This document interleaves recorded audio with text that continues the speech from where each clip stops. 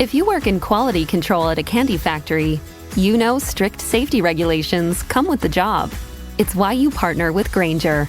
Grainger helps you find the high-quality and compliant products your business needs to inspect, detect, and help correct issues. And the sweetest part is, everyone gets a product that's as safe to eat as it is delicious. Call 1-800-GRAINGER, click Grainger.com, or just stop by. Grainger, for the ones who get it done. Are you ready to change your life, but don't know how to start? Is your stress and worries keeping you awake at night? Have you been battling grief, anxiety, or depression all alone? Have you lost touch with your own sense of being or spirituality?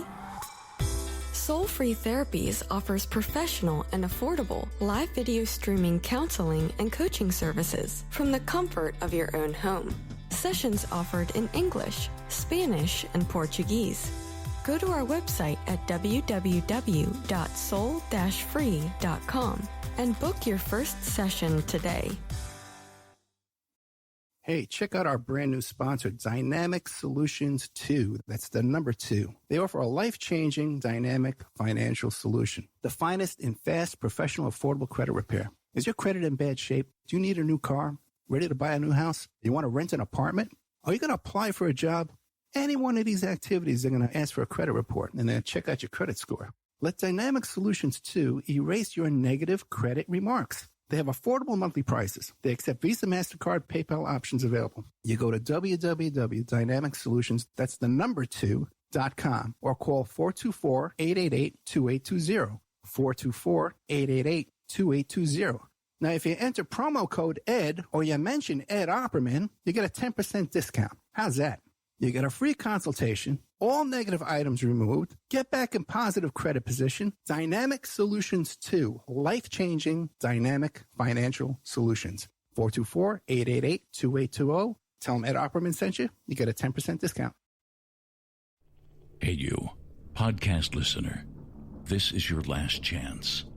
After this, there is no turning back. Take the blue pill. You wake up in your bed and go back to listening to mundane podcasts that won't challenge your religious beliefs and your so-called truths about reality, the universe, and consciousness. Take the red pill. Subscribe to the Event Horizon podcast, hosted by Mark Anthony Peterson, and he will show you how deep the rabbit hole goes. Event Horizon takes a walk into the paranormal with a splash of conspiracy. It's the podcast that would be born if David Icke and the X-Files had a baby. Subscribe to the Event Horizon podcast by Mark Anthony Peterson on Spreaker, iTunes, Spotify, iHeartRadio, CastBox, Stitcher, or any of your other favorite podcast platforms. Remember, all we are offering is the truth, nothing more. It's the Opperman Report. Join digital forensic investigator and PI Ed Opperman for an in-depth discussion of conspiracy theories, strategy of New World Order resistance, high-profile court cases in the news, and interviews with expert guests and authors on these topics and more. It's the Opperman Report. And now, here is investigator Ed Opperman. Welcome to the Opperman Report. I'm your host, private investigator Ed Opperman, and every Friday night, 5 p.m. Pacific Standard Time, you can find us here on Revolution Radio, freedomslips.com.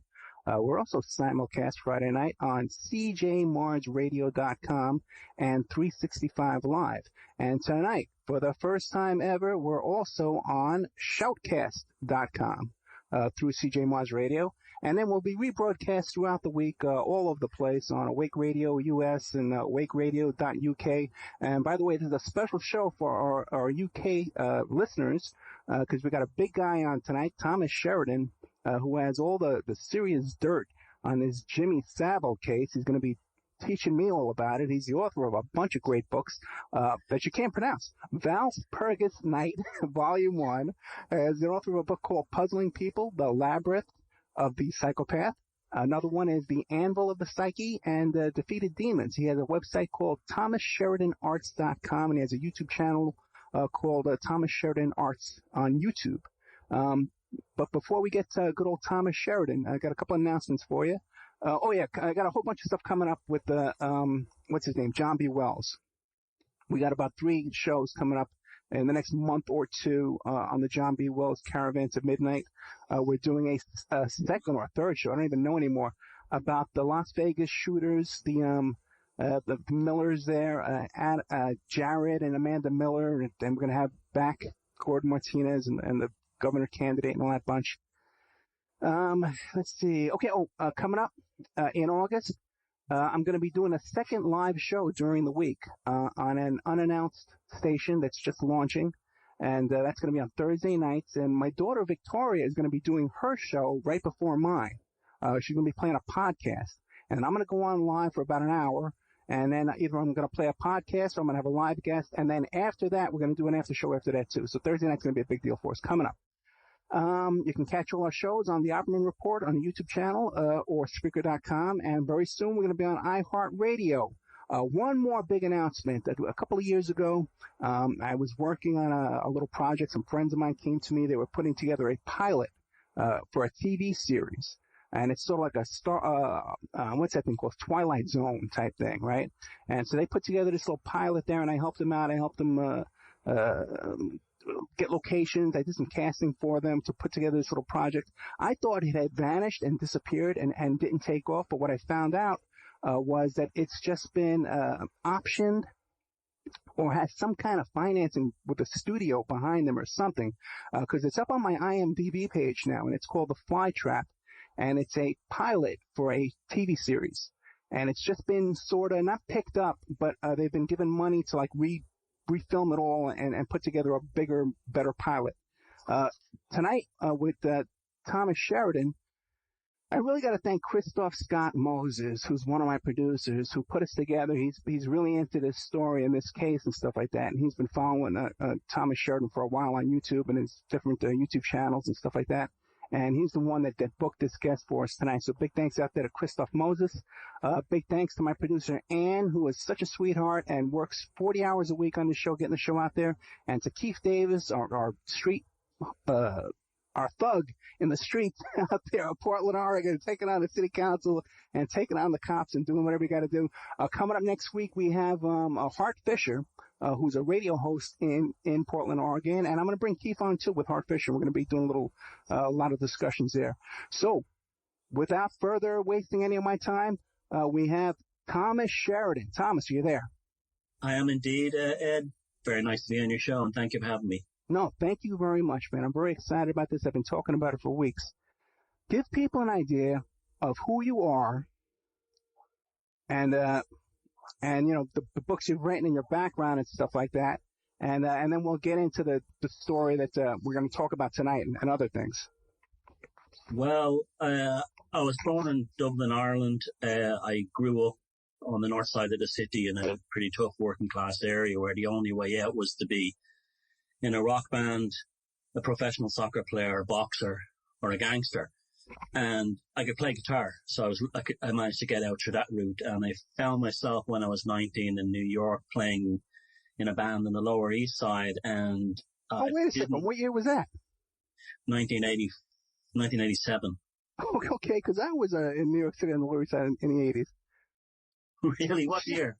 Well, I grew up in Staten Island, and but I hung out on the Lower East Side from high school until I was about 29. Oh, okay. So, well, you know about like Avenue A and the Bleecker. Sure, Bleecker, of course. Are you kidding me? Yeah. I hung out there. I watched CBGB's. I practically lived in there. Okay, well, dude, man, Lismar Lounge on Avenue A. Dude, man, I was one of the yippies over there on number 9 Bleecker Street, right around the corner from CBGB's. Oh, small world indeed. I bet we knew each other, man.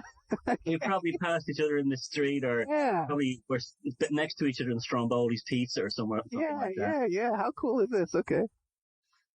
Anyway, I ended up over there, and it was a fabulous time. And then you have to grow up, and I studied graphic design, and I ended up getting jobs in places in Wall Street because it was a time when it was changing over from the old-fashioned communications to modern computers in a different style, and the financial services were changing in Wall Street.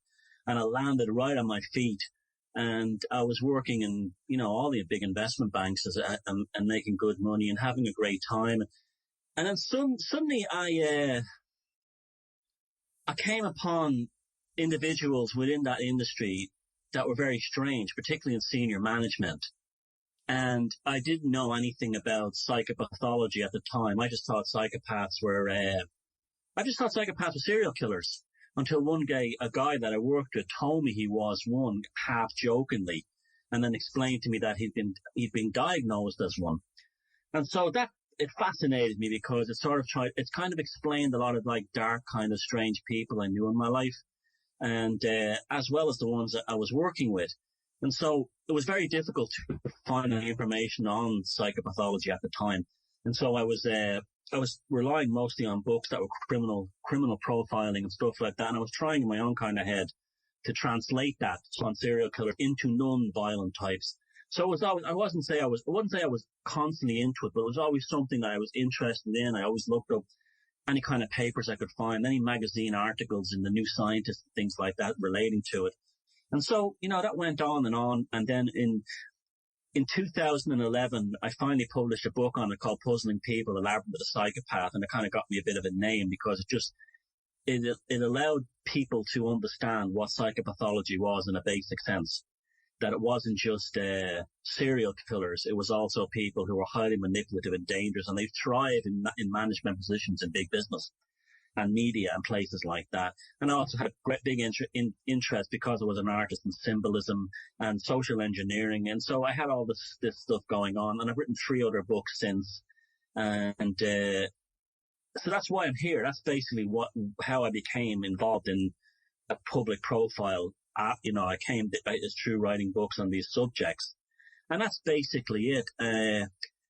Do you want me to get into the Saville thing from here, or do you want me to continue on with this? Continue on with this, man. Let everybody know who you are and how you got here. Well, I made, like I said, I started a website. I made a YouTube channel. My original idea on psychopathology was to write a kind of a horror novel. And when I had this, while I was running this I set up this kind of blogspot thing, and on it, and amazingly people were commenting, saying, "No, don't write a horror novel. Write about these people that you work with and how they really were, because this is useful shit." This is useful stuff. This is useful stuff, because I'm learning about, the guy I work with, the bully at work, my boss, my ex-husband. And so Puzzling People came from that, and it got me quite a profile very, very quickly and very early on. And, I got on all the big alternative radio stations, and, I got a lot of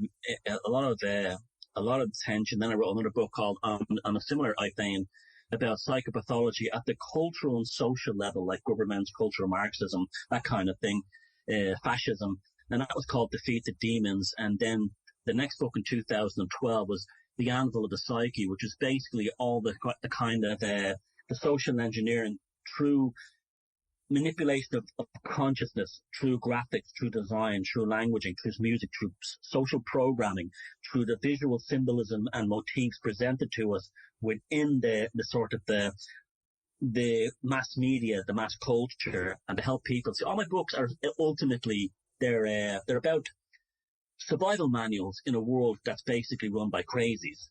And then the last one, most recent book, which came out a few months back, was Walpurgis Night, Volume 1, about the occult aspects of the Third Reich, how it developed in Germany, and how it actually did to the German psyche in over a period of 50 years or so, leading up to 1919 in Munich, which is a pivotal time, and how they were basically had their whole culture changed and their minds rewired to put them in a position where they not only, could accept fascism and someone like Adolf Hitler, but they wanted them too. They needed him. He was a savior. And so that's basically been my journey to this point forward. I'm fascinated by how the world is so precisely dysfunctional.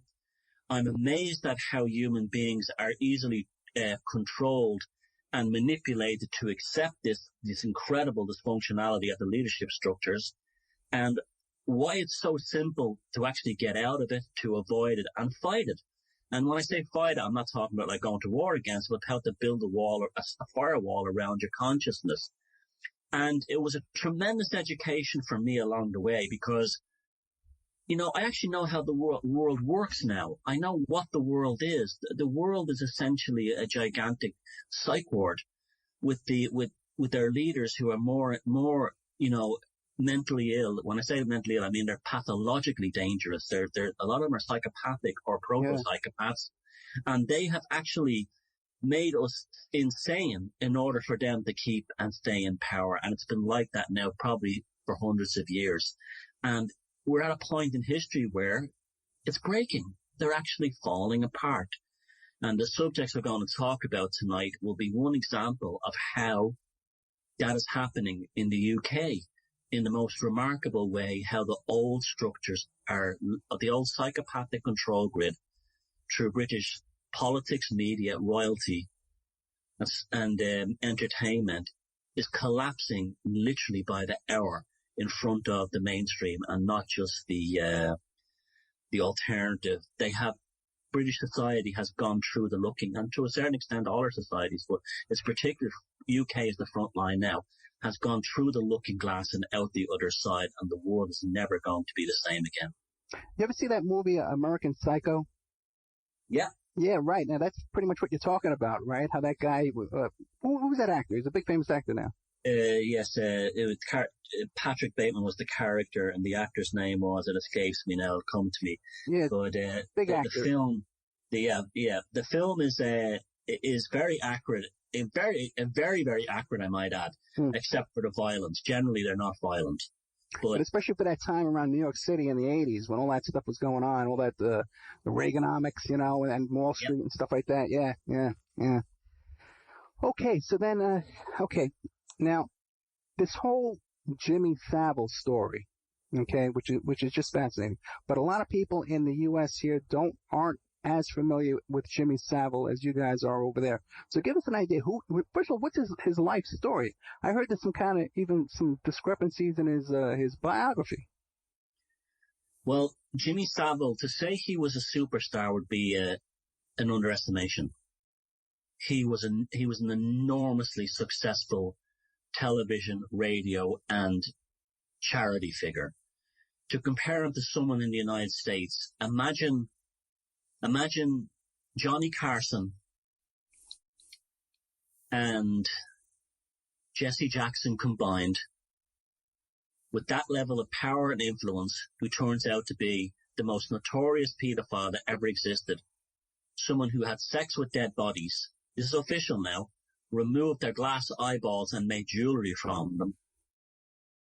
And I believe to be, and many people in the mainstream, although they're still ticking away and hiding the evidence, I believe to be a notorious serial killer, directly involved with the most infamous serial killer in the history of Britain after Jack the Ripper, a guy called Peter Sutcliffe, the Yorkshire Ripper, back in the 1970s. Now, that's how big he was, and that's how bad he was. Now, his life story, well, Saville, you know, when you look at him now, you say, how the hell did this guy ever become such a huge star? He's just a creepy guy. And that's how a lot of us as kids felt about him. I certainly felt that way about him.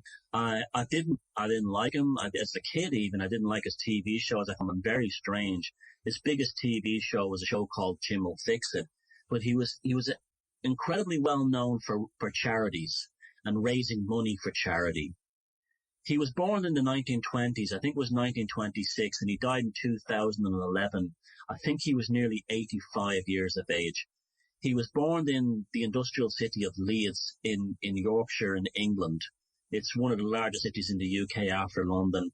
It's basically a centre of coal mining and industry. And he claimed that he grew up from a very poor working class background, and during World War II, he didn't go into the army. He was conscripted to work with something called Bevan boys, which were young men or people who couldn't serve in the military in World War II. He used to work in the mines as coal miners, and he makes up these stories, but there's no proof of this. This is just what he says he was. Now, he was born to two people in a working class couple, his mother and father in Leeds, and his mother was all through his life. It was to a very strict Roman Catholic family, and he was one of 7 children. He was the youngest of 7 children. He was the 7th son, and he was born to a guy called Vincent Joseph Marie Saville. That's very Catholic when you think about it. He died in 1953, a long time ago, by the way. And that was his father, and he was a clerk in an insurance agency. And his mother was a woman called Agnes Monica Kelly, and she died in 1972, age 85. Now, what's significant about her is that he had built a cult around his mother, and he called her the Duchess, which we'll talk about the reasons for that later on. But also, he believed that he'd been saved by fate, as many psychopaths do actually, as a young child by a Scottish nun called Margaret Sinclair, whose own story is kind of strange because she claims to have been born in extreme poverty, and maybe she was, but Sinclair is a surname of Scotland that's basically Scottish royalty. They built, Rosslyn Chapel and so on. So it's very interesting that someone with the surname Sinclair, claims to be impoverished, but it may be the similar story to Saville's own mother and why he called it a Duchess, that she could have been the bastard offspring of royalty, which was not uncommon back in those days. Now, he claims to have worked as a coal miner and had all these working class jobs, but it's never really been, shown. He was also I think he tried to be a professional cyclist and a professional wrestler. And then there was it wasn't a pirate radio station. It was a radio station that was basically outside the UK, but it was based in London. It was called Radio Luxembourg, and it had its radio license through the country of Luxembourg. And they were the first ones to start broadcasting pop music into Britain, American pop music mainly. And he started there in 1958, and he was there till 1967, and he landed basically in pop music, in radio, in broadcasting at the time of the 60s, British invasion. Yeah, exactly. Pop music, the Beatles. He couldn't have been more perfectly placed to slot in there. Interesting. Because there was a huge industry now growing in the UK on pop music, the radio stations, and he was it. And he was it. And he landed on his feet. He was in there with all of them. And he was the very first host of a TV show that's still running to this day called Top of the Pops in 1964. And it was held inside an old converted church in Manchester. And, yep, and which has an interesting kind of history around that area too. Oh, wait, was that a TV show or a radio show? That was a TV show. Like a dance show, right? 64. Yeah, and it still ran as a live show, as a weekly show until 2006. And it made or broke all the bands, all the singers. If you got into the BBC Top 30 and you were featured on Top of the Pops, you were guaranteed you were going to make a lot of money, be a star, and that was it. He was a kingmaker in pop music. He was even with the Beatles. Didn't he even produce events, concerts for the Beatles? Yes, he did, but the thing is that he wasn't as close to the Beatles as he tried to make out he was. Right. Because of his position in BBC and being a pop music presenter, he did encounter them, but he's full of it too. He's one of these kind of Walter Mitty characters, pretending he was bigger than he was, but in some ways he really was like that. I get the impression that many of the bands, from the Beatles to the Sex Pistols, couldn't stand being around them. And that came out much later on. He then went from Top of the Pops, moved through various TV and radio shows. His radio show was big. And things really took off for him in the 1980s, in the mid-1970s, when he hosted a TV show called Jim Will Fix It on Saturday nights, where he basically made people's dreams come true, well, kids. He also at the same time had a radio show, and also was co-hosting Top of the Pops. So he was Mr. BBC at that period. He was raking in enormous viewing figures. He was taking in something like 40 to 50 million listeners every week all over the English-speaking world. He was unknown in North America, but he was well known in many other places through the BBC's various like global broadcasting networks. He also was making enormous amounts of money for doing TV adverts for the likes of British Railways and things like that. In fact, he made a very successful series of advertisements on TV for British Rail in the 1970s called This is the Age of the Train, which basically brought millions of people back onto the railways who had abandoned them for their cars, started using train travel again.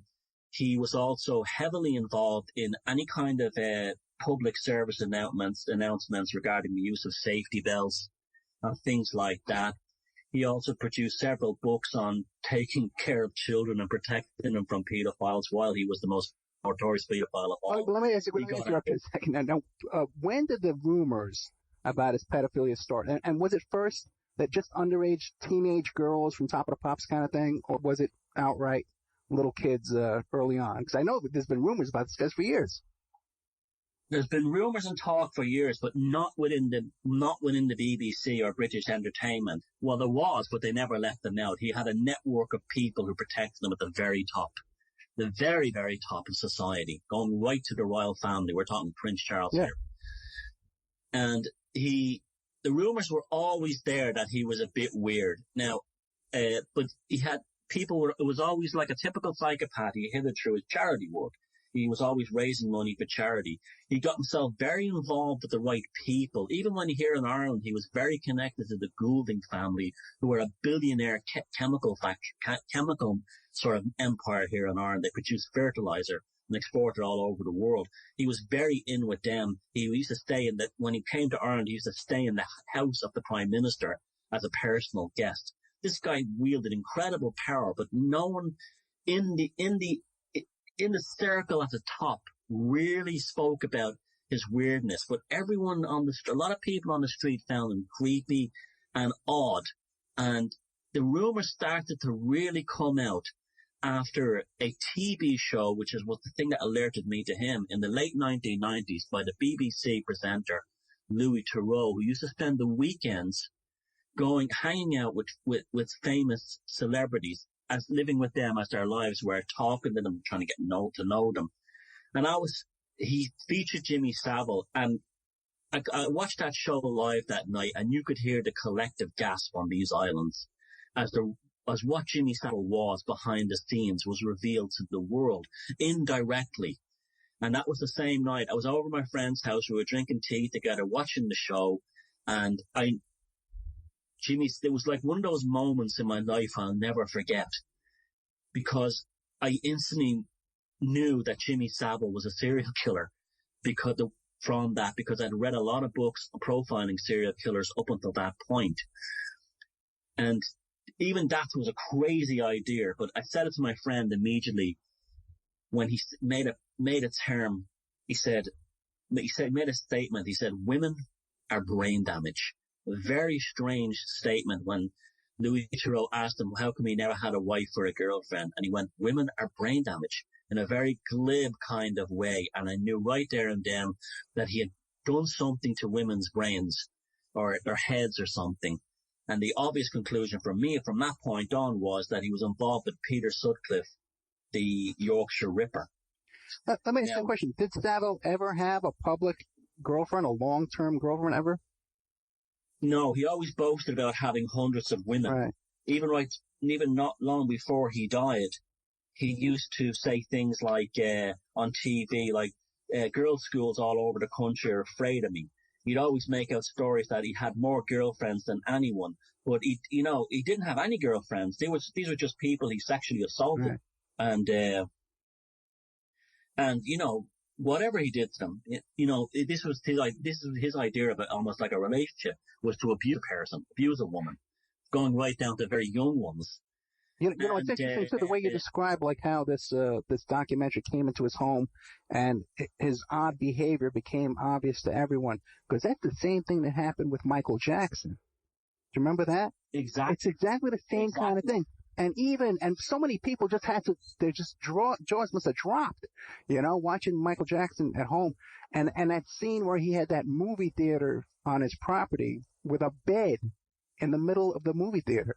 And they'd say, well, what do you have a bed here for?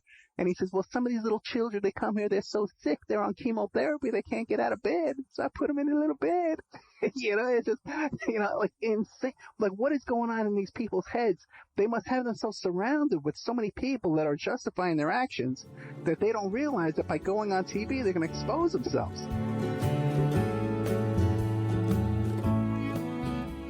And now a word from our sponsors. Have you ever thought about opening your own mobile cart or kiosk business? Maybe the facility you manage could establish new revenue by adding coffee, food, or retail services. Cart King International can be the answer to your needs. Cart King is a North American designer and manufacturer of the finest mobile coffee, food, and retail carts and kiosks. Cart King has been working with clients and corporations across North America for 20 years, providing innovative designs, custom manufacturing, and timely delivery. Carts and kiosks are fun, and so are the dozens of designs on our website. Please visit us today at www.cart-king.com or just call us at 1-877-986-7771 and get your sales rolling. PureSoapFlakes.com, 218-568-2525. Have you ever heard of Castile Soap? Pure Soap Flake Company handcrafts fine soap bars, laundry powder, and concentrated soap flakes using organic vegetable oils from their northern Minnesota facility. Bathe your body and wash your clothes with Pure Soap products that are free of fragrance, GMOs, palm oil, sodium lauryl sulfate, and synthetic additives. Keep it clean, folks. Pure Soap Flake Company products are kind to living creatures and sensitive skin, safe for drains and waterways, and work great in high-efficiency washers and top and front-loading machines. They have a little promotion going on. Contact them to order some soap. Mention the Opperman Report. You're going to get a free gift. They're going to send a little extra soap, travel size, soap bars and laundry soap, cleaning soap flakes. I've been using that stuff all day long today. Great stuff. Order today at puresoapflakes.com or give them a call, 218-568-2525, 218-568-2525. Pure Soap Flake Company is a proud member of the Handcrafted Soap and Cosmetic Guild.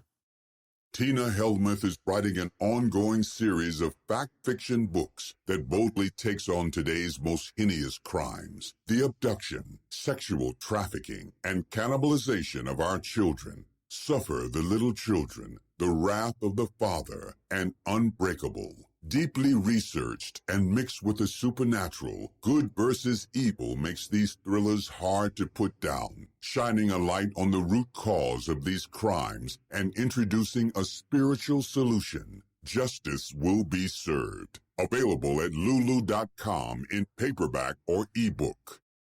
It's the Opperman Report. And now, here is investigator Ed Opperman. Like, what is going on in these people's heads?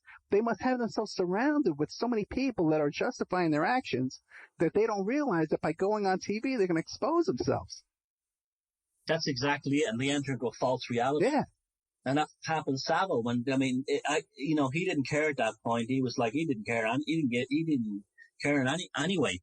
But they showed Saville's bed and it was this weird kind of girly, for an elderly man, a weird kind of silken drapes hanging over the side. And he called his bed the altar. And Louis Theroux said, you know what happens on beds, Jimmy?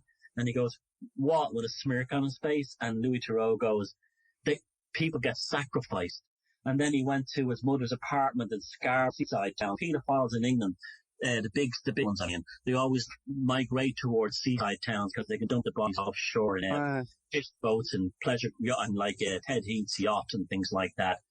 And his mother's wardrobe was there, and a Norman Bates kind of experience. All the clothes were all perfectly cleaned and folded, and this was the Duchess, his mother. The Duchess's clothes. I now believe that those clothes were not necessarily from his mother. I believe many of those clothes were probably mementos taken from victims that he killed as part of his killing rampages, which will come out in time, believe me.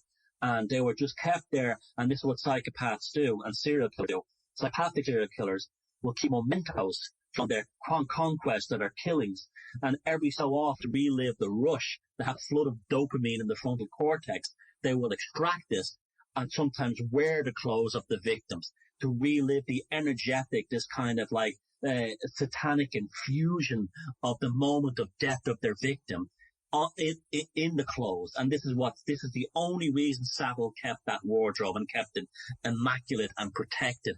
And it became so clear. Now, most people were saying, okay, he's a bit funny, he's a bit odd, a bit of a weirdo, but no one ever thought that as soon as he died back in 2000, when he was like 86, nearly 85 years old, back in, I think it was October 2011, that soon after his death, the revelations would come out way beyond what even people imagined.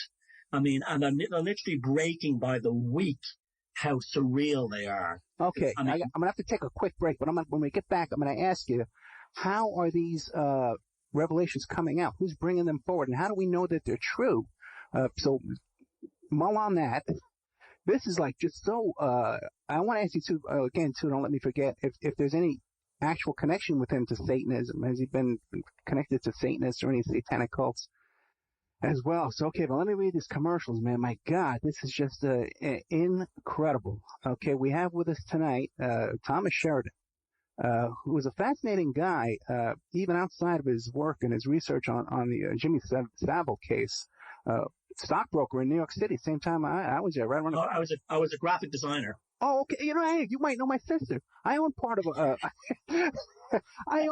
advertising agency right around that same time called RPJ Creative Advertising Services on Madison Avenue. Ruggiero, Pohl, and Jones. Anyway, sounds very familiar. Yeah, oh no, they were big. You know what we did? We put out that the guest informant that went in every hotel room. Yeah. That book, yeah, we put that book out. Yeah. I mean, you know, we're going to find out next that we share the same girlfriend. Well, listen, I don't know, man. I'm a little crazy. That broke both our hearts. It's going to happen next. Maybe worse than that. Who knows, man? Okay. Okay, I'm gonna hold. Let me read these commercials, man. We got Thomas Sheridan. I think a long lost cousin of mine from Ireland. I'm half Irish too. He's the author of the Valspurgis Night Volume 1, and that's spelt with a W. Go to my blog. Opperman Report. I got links to all his books. You can click on there, go straight to Amazon, order the books. Puzzling People, The Labyrinth of the Psychopath, The Anvil of the Psyche, Defeated Demons. He's got a YouTube channel where he lays out a lot of these cases step by step and really, like a prosecutor, very, very well laid out. Just want to remind everybody that while freedomslips.com is a listener-sponsored station and they have no corporate sponsorship, so if you want to support the station, you got to go to freedomslips.com and you got to click on the donate button in order to keep our home base, Revolution Radio, up and running. I think they need like another $500 or $600 to get through this month. But we do have sponsors to keep the Opperman Report up and running, and we got to eat here. We got to, we had to fly in Thomas Sheridan from Ireland. Those first class tickets aren't cheap, So we have Pacific West Bamboo, 503-839-8126. They're a bamboo company in Portland, Oregon. They're your number one source for timber construction and craft-grade bamboo poles, plants, and products. They specialize in eco-friendly, reclaimed wood products for the home and garden. They also have craft products that you can build with these little fountains and stuff that you can build with these bamboo. Now, they've been servicing the Northwest for over 10 years, and they can be reached at 503-839-8126. Their Facebook page is Pacific West Bamboo. You can email them at demroots@oppermail.com, and they can and do ship nationwide. We also have a great sponsor here, great guy, man, Mike Gray. Mike, I love you. Mike came through for me this week and really helped us out with a lot of problems we have going on. And you can check out Infinity Home Plans Design Services. Go visit his website, infinityhomeplans.com. Now, they're your resource for 3D and 2D services, and they offer a multitude of products, including stock home plans, 2D digital drawings, 3D models, and renderings, and more. He's like a draftsman, like an artist kind of draftsman. My daughter, Victoria, has a show coming up Saturday afternoon on TJ Mars Radio, Teen Truth, and her guest is going to be Marcia Evers, who's a youth advocate. She advocates for abused children and things like that. Email revealer.com. Hey, online infidelity investigation. If you think you're being cheated on, go to emailrevealer.com. And what they do is they can trace that email back to online dating websites. If you think your husband's cheating or your wife's cheating on you, they can trace that email address back to online personal ads and dating websites and more. Also, too, hey, do you think you're being spied on? Is someone stalking you? Is someone breaking into your email account and reading your emails? Emailrevealer.com can monitor your email account and let you know if there's any unauthorized access and people are reading, like you got an ex-boyfriend or an ex-girlfriend stalking you and reading your emails. Emailrevealer.com. Don't forget them. Okay, we're back with Thomas Sheridan. Now we're going to talk about Satanism. Okay. Now, what do you think, brother? Do you think there was any connection to actual satanic cults with Saville? And then then tell me about it, how this information's coming out and how reliable is that information? Yes, Saville was definitely connected to this black occult stuff. There's no doubt about that. In fact, three of the people who testified against him in public, police hearings, said that he was often dressed as a magician or a devil. He was involved with a very disturbing case in a place called Rochdale, which is outside Manchester in the north of England, where he was involved with a now deceased MP and notorious paedophile called Cyril Smith, where they took children from a poor neighborhood and took them to a stately home. And in that stately home, a big fat man, which is Cyril Smith, and a man who smelled the cigars and dressed like a devil, and that was Jimmy Saville, gave them wine and sweets and molested them. And a lot of that kind of thing went on. Saville, in his own biography, said that he had learned the power to hypnotize people. We're talking about like fascination here. Fascination is the ability to look into someone's eyes and actually change their heartbeat and use it by accessing the blood vessels in the eyes. It's definitely a black magic occult thing. Because anyone who's involved in like white magic would never use it because it's beyond hypnotism. It's getting people to do what they want. And Saville boasted about doing that to get women to give him whatever he wanted in his own biography. And he was involved in the whole stately home black magic crowd that in the UK that behave like this, and and this is how they are. This is what Dennis Wheatley, in all his books, like The Devil Rides Out and To the Devil a Daughter, was describing what life among the British elite is like, and it's a world of sacrifice, ritual occult magic, and Saville was part of it. Now, there's many other things to go along with that, but you have to remember Satanism, when we think what Satanism is, we're going to give any kind of name to it. I just call it this black occult. This black occult is not necessarily overt, in that they have to dress in robes and perform rituals, or that does happen. It can be just the manipulation of consciousness towards a pathological end on behalf of the magus. And this is what these people would be up to. And he was completely in league with this stuff. For instance, his catchphrases were all magic catchphrases. Abracadabra. He said that all the time. Really? Now then, all these kind of repeating things. He had a wand. He always held a cigar and he pointed at the TV screen when he was making a point. Now, boys and girls, now then. These are all ways of focusing the intent. He was literally a black magician who could spellbind the population of the countries where his TV shows are broadcast, and he did it. Any connection to the Process Church of the Final Judgment? Not that I've found.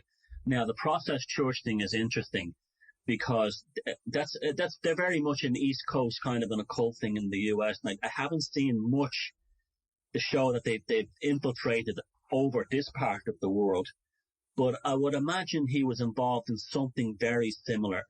And he was definitely involved in kind of a lot of societies, the sort of these like elite societies, like the Knights of Malta and the Order of the Garter. And they're just basically the same kind of thing taken to a more kind of regal level, should we say. You might want to take a look into that because the Process Church was actually founded in England.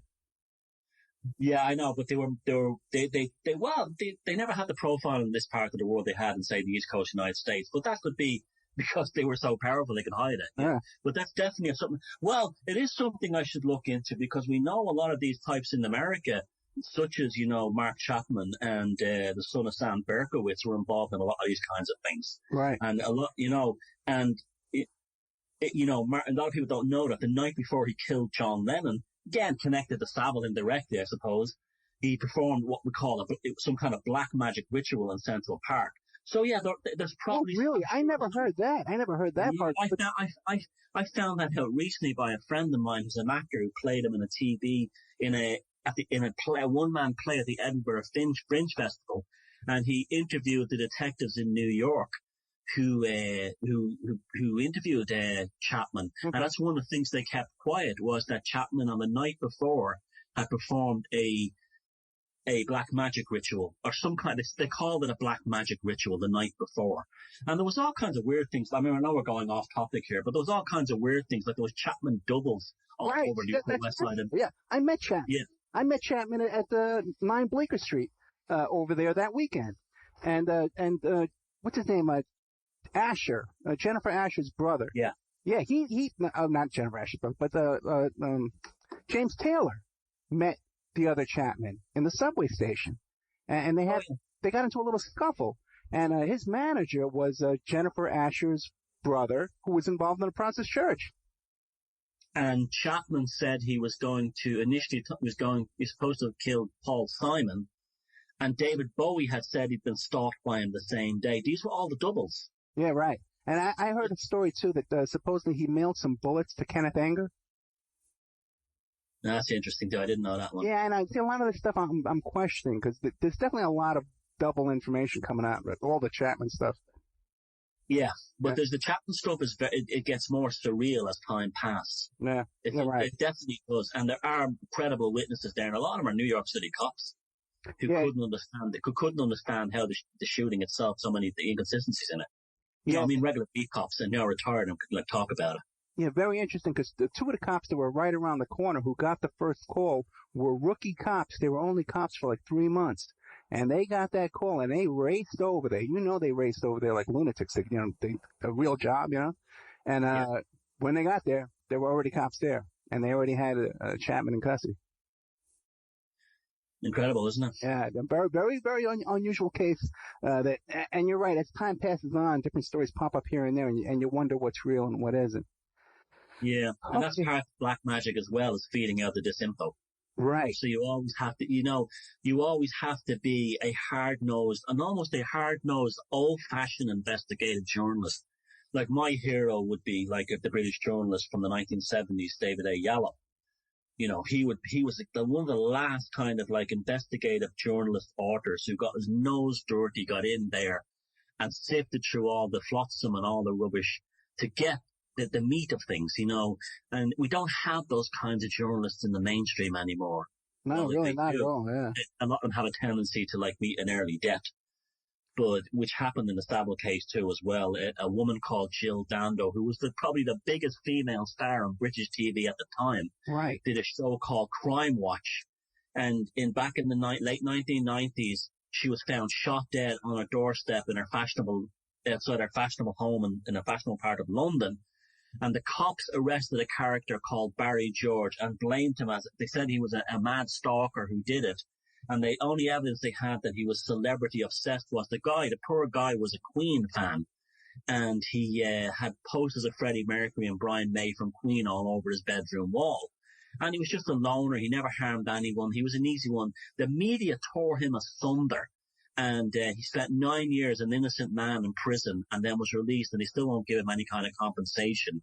But turns out now that Jill Dando was executed professional style by a man in a suit.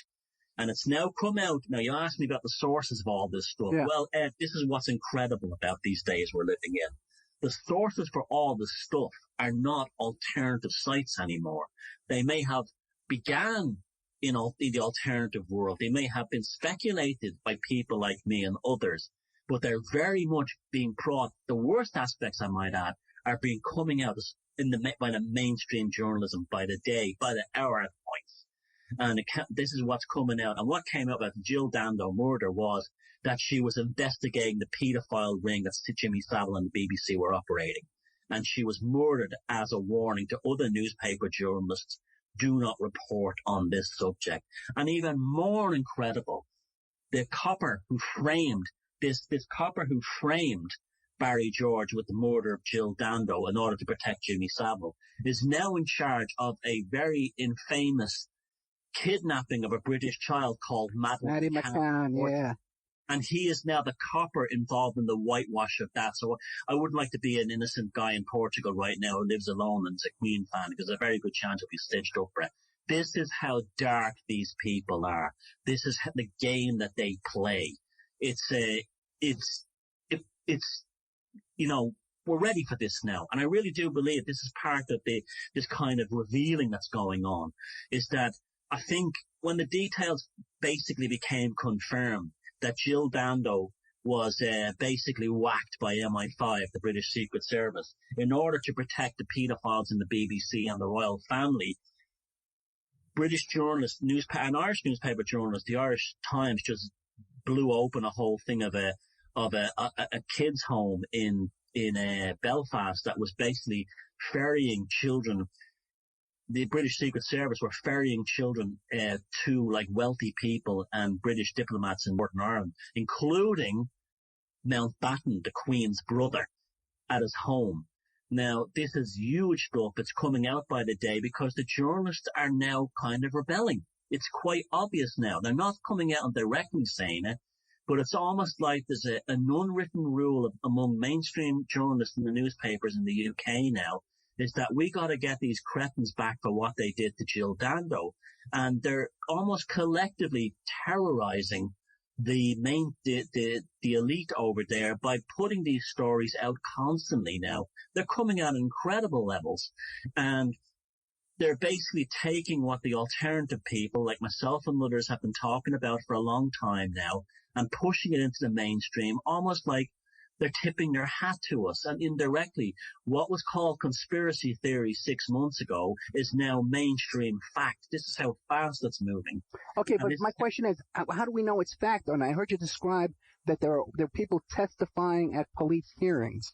So now what kind of hearings are these that they're testifying at? Trials? Well, they're trials. They're full trials, yeah. Criminal trials. Against who? Who's being arrested? One of Saville's co-hosts on the BBC, a guy called Dave Lee Travis, who bears an uncanny resemblance to Petersley of the Yorkshire Ripper, Saville's serial killing buddy, he is currently being brought up for a second trial again because his first trial as basically a paedophile sex offender has been dismissed, and they're pulling him back into court again. Literally, there was a thing called Operation U-Tree, where they basically went around and rounded these people up. Now, they think they stopped at a certain level for sure, and these are crumbs being thrown to the masses. Right. But they're so terrified. I'll tell you where it's coming out of hospitals.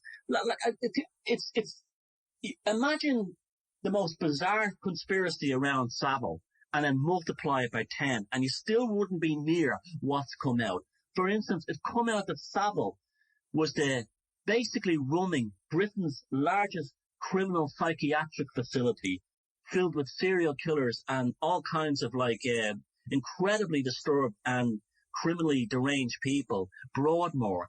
He was handed the keys to this place by Edwina Curry, who was basically the mistress of the then Prime Minister John Major. And he lived in an apartment on the hospital. We're talking about a DJ, TV presenter, telling the doctors how to do their business, and rostering staff, and organizing everything from payrolls to medication schedules. A DJ. Wait, this came out in court testimony. This has come out in the mainstream media. It's come out. It's all out there. This is not even remotely doubted. This is what happened. Well, I got to tell you though, it's not being played up here in the States as much as it is over there, and that makes me a little worried.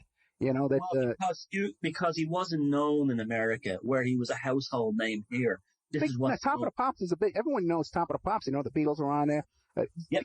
it's well known enough, man. And plus, the story is just so gruesome to begin with that just as a story, you think it'd be over here.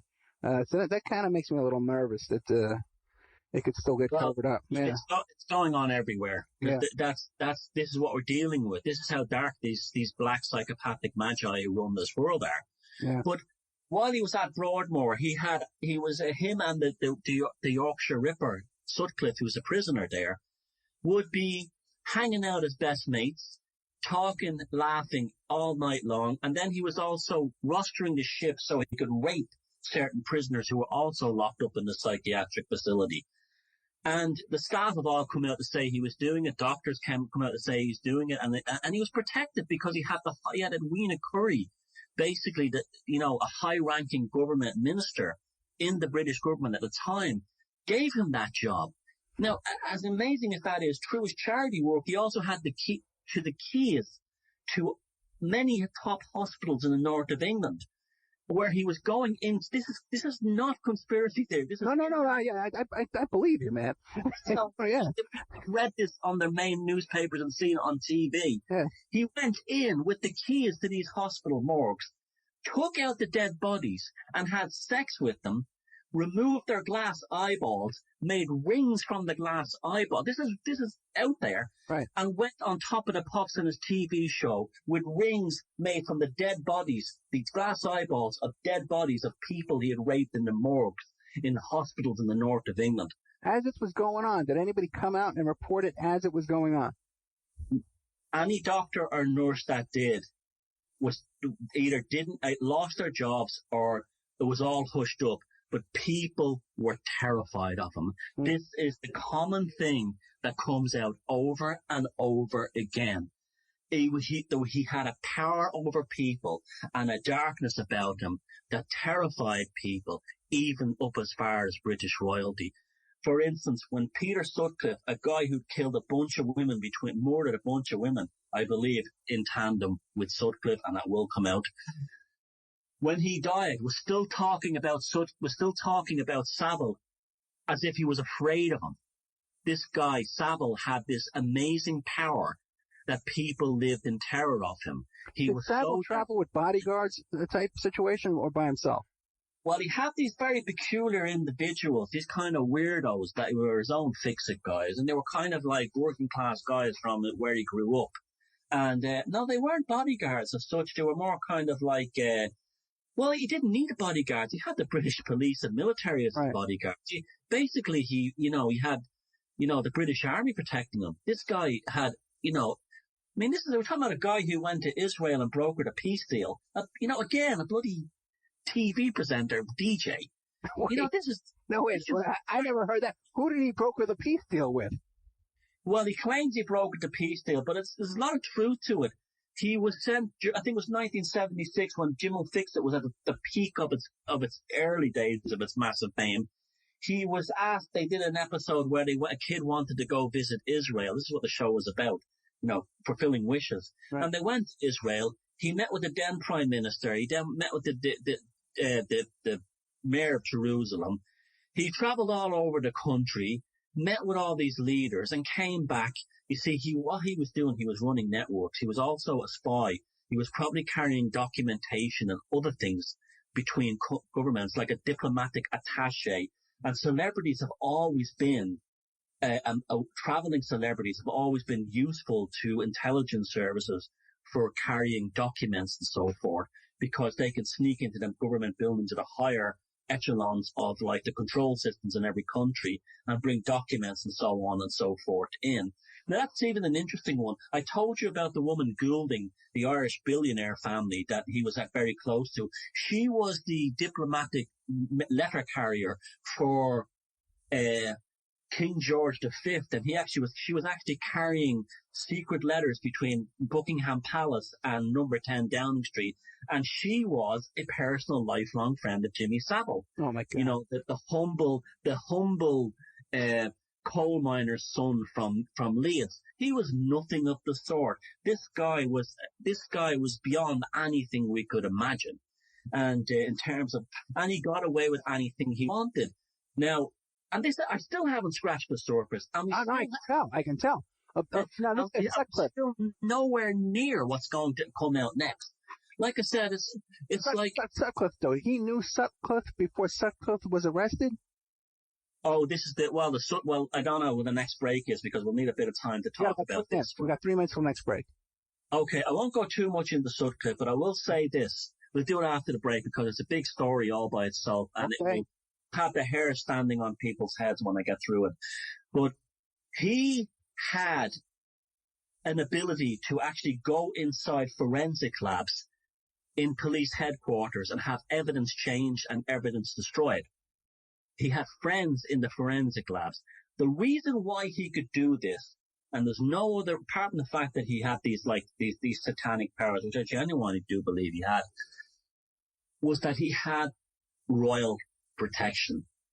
We're talking about the inner sanctum of the British royal family, almost embracing him as a kindly uncle, but well aware of what he was up to, because there was a TV show, a very popular TV show in the 1970s and 80s. I think it might even still be running in the 90s, called Parkinson, where it was almost like a late night interview show, and he interviewed Jimmy Saville in an episode, and you could see it online with Alan Alda, the actor from MASH, when that show was all the rage. And he's talking about delivering a little girl to Prince Philip, the Queen's husband, in Buckingham Palace, delivering her like an object to her. As a joke?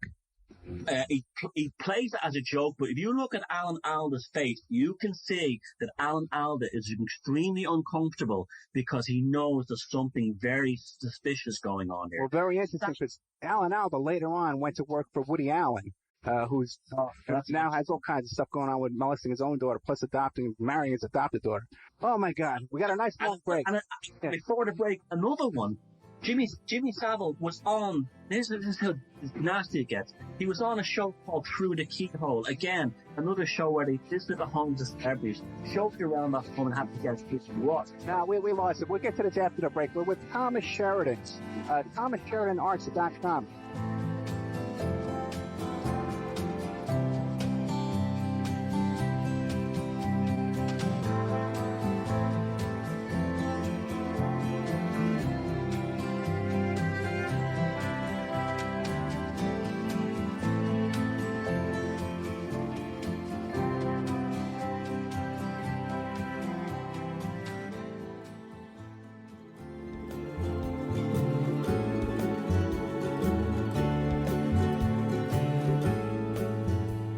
And now a word from our sponsors.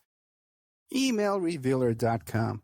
People ask me all the time, hey Ed, are you still a private investigator? I sure am. Go to EmailRevealer.com. We handle adoption investigations, infidelity investigations, where you give us your spouse's email address. We trace it back to online dating websites, catch them cheating online. Email tracing, locate or identify somebody from as little as an anonymous email address. Someone owe you money? Back child support? We can find that deadbeat. Locate his hidden assets. Locate his hidden bank accounts. Find his current place of employment, and even assist you in obtaining a judgment and recover that judgment for you.